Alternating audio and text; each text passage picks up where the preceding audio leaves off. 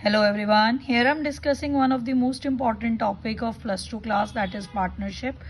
Fundamental discuss करूंगी. Fundamental करते वक्त जितने इंपॉर्टेंट पॉइंट है वो डिस्कस करूंगी. While doing the question of fundamental you have to keep the following points into mind. ठीक है, ये वो पॉइंट्स हैं जो आपकी हेल्प करेंगे जब भी आप फंडामेंटल का क्वेश्चन करोगे. Most of the student have problem. ठीक है, regarding fundamental most of the student को प्रॉब्लम है फंडामेंटल्स में. अगर ये आप पॉइंट्स अच्छी तरह याद कर लोगे तो वो सारी प्रॉब्लम सॉर्ट आउट हो जाएगी. जैसे फर्स्ट वन, अगर कोई प्रॉफिट शेयरिंग रेशियो नहीं दी तो याद रखो हमेशा इक्वल होती है. अगर 2 पार्टनर है तो हाफ हाफ, अगर 3 पार्टनर है तो 1/3.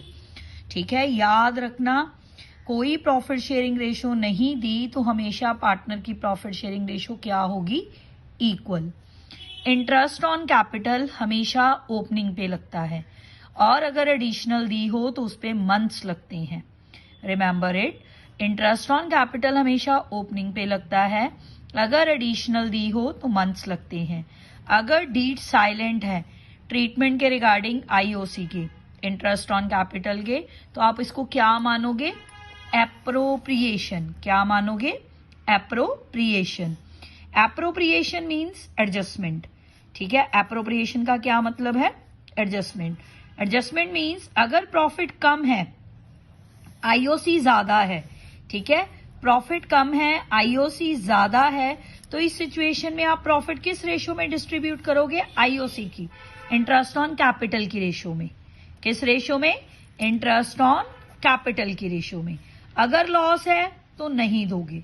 ठीक है, आईओसी का फॉर्मूला क्या होता है? Amount into rate over 100 months, अगर लगाने हो तो into months divide by 12. Clear? अगर इसको चार्ज कहता है डीड, इसको चार्ज बोलते हैं. अगर प्रॉफिट लेस है तो पूरा देना पड़ेगा, अगर लॉस है तब भी पूरा देना पड़ेगा, अगर ये आईओसी को चार्ज मानोगे. Clear? Next third important topic है आईओडी, इंटरेस्ट ऑन ड्रॉइंग. अगर ड्यूरिंग द ईयर या कोई भी डेट मेंशन नहीं है तो 6 मंथ्स लगेंगे.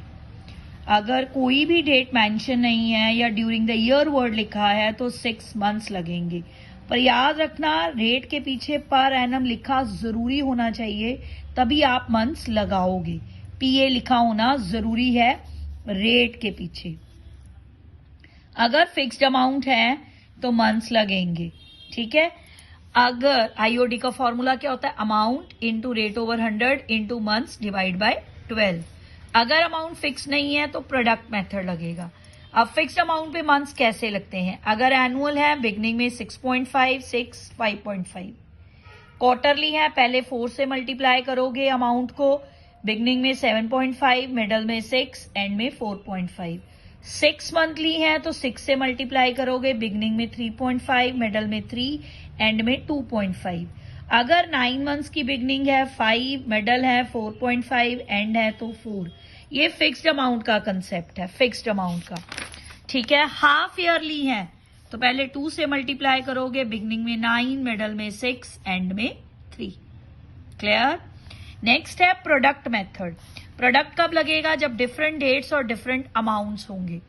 जैसे 1 अक्टूबर, 1 नवंबर, 31 मार्च, 1000, 2000, 3000. इस केस में सपोज करो क्लोजिंग है 31 मार्च को. आप अक्टूबर से मार्च आओ 6 मंथ्स, नवंबर से मार्च आओ 5 मंथ्स, मार्च से मार्च आओगे तो 0. इनको आपस में मल्टीप्लाई कर देना है, इसको बोलते हैं प्रोडक्ट. टोटल कर लो. फॉर्मूला क्या होता है? Product into rate by 100 into 1/12. लगेगा ही लगेगा. ठीक है, लगेगा ही लगेगा. इंटरेस्ट ऑन लोन अगर फर्म लेती है तो 6% पर एनम देगी, अगर कोई रेट डिसाइडेड नहीं है. अगर पार्टनर लेता है तो उसका रेट अगर मेंशन है उसके अकॉर्डिंगली, वैसे कोई भी रेट अपनी मर्जी से आप नहीं लगा सकते. अगर फर्म लोन लेती है तो 6% पर एनम होता है, अगर डीड साइलेंट हो. Next P and L appropriation इसमें इंपॉर्टेंट है. पी एंड एल एप्रोप्रिएशन में जो ये प्रॉफिट होता है इसमें से एमआरआई माइनस होता है. MRI manager commission, rent to partner, interest on loan. ठीक है, इंटरेस्ट ऑन लोन मैंने अभी आपको बताया, ये चार्ज होता है बाय नेचर और 6% पर एनम होता है अगर कोई डेट मेंशन नहीं है। मैनेजर कमीशन के भी 2 फॉर्मूलेज हैं, before charging and after charging. ठीक, ध्यान से देख लेना। रेट बाय 100, आफ्टर चार्जिंग में आएगा rate over 100 plus rate, profit accordingly. Rent to partner भी चार्ज होता है, इंटरेस्ट ऑन लोन भी चार्ज होता है। ये हमेशा अगर तीनों दिए हैं तो एमआरआई यानी कि प्रॉफिट में से माइनस होगा। Manager commission, rent to partner, interest on loan. Next important topic होता है पास्ट एडजस्टमेंट। पास्ट एडजस्टमेंट का मतलब होता है मिस्टेक्स को रेक्टिफाई करना। इसमें हम एक एडजस्टमेंट एंट्री पास आउट करते हैं, एडजस्टमेंट टेबल बनाते हैं। एडजस्टमेंट टेबल ऐसे बनता है, debit credit debit credit. Suppose 2 partner हैं ए और बी, तीसरा आप फर्म का बनाओगे डेबिट क्रेडिट।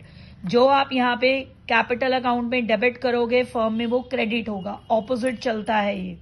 क्लियर? ठीक है। नेक्स्ट होती है गारंटी। गारंटी में P&L अप्रोप्रिएशन बनता है और हमेशा ये मैच होता है। इसमें एक पॉइंट याद रखना, अगर लॉस है क्वेश्चन में और आपने पार्टनर को गारंटी दी है, लॉस और गारंटी अमाउंट को प्लस कर लेते हैं और बाकी पार्टनर उसको बेयर करते हैं। ठीक है जी। डेफिशिएंसी निकालने को बोल दें in case of loss. Loss में क्या करोगे आप, लॉस प्लस गारंटी अमाउंट दोनों प्लस कर लो, ये डेफिशिएंसी बन जाएगी जो रिमेनिंग पार्टनर बेयर करेंगे। इसमें P&L अप्रोप्रिएशन बनता है और हमेशा मैच होता है, इसकी कभी कोई बैलेंसिंग फिगर नहीं निकलती। एक बात और रेक्टिफिकेशन पास्ट एडजस्टमेंट में ध्यान रखना। देखो बार बार क्वेश्चन बच्चों के दिलों में आता है कि प्रॉफिट गिवन हो उसको डिस्ट्रीब्यूट करना है कि नहीं करना पार्टनर को। सिर्फ एक ही केस में करना अगर इसको रॉन्ग रेशो में आपने डिस्ट्रीब्यूट करा है। ठीक है, ओनली देन इसे कंसीडर करना, अदरवाइज इग्नोर करके भी आप पास्ट एडजस्टमेंट टेबल बना सकते हो। अगर प्रॉफिट गिवन है और रॉन्ग रेशो में डिस्ट्रीब्यूट हुआ है तभी आप उसे कंसीडर करना, अदरवाइज आप इग्नोर करके भी पास्ट एडजस्टमेंट टेबल बना सकते हो। क्लियर? ये 7 पॉइंट हैं। जब भी आप क्वेश्चन करो इस वीडियो को ध्यान से देख लेना, जब भी आप फंडामेंटल रिवाइज करो, अगर आप ये 7 के 7 पॉइंट्स कीप इन माइंड रखते हो, ठीक है, तो ये कभी भी फंडामेंटल का क्वेश्चन गलत नहीं होगा। ध्यान से सारे टॉपिक ध्यान से, IOC, IOD, guarantee, past adjustment, ठीक है, interest on loan, P&L appropriation, सबको ध्यान से करना। Thank you very much.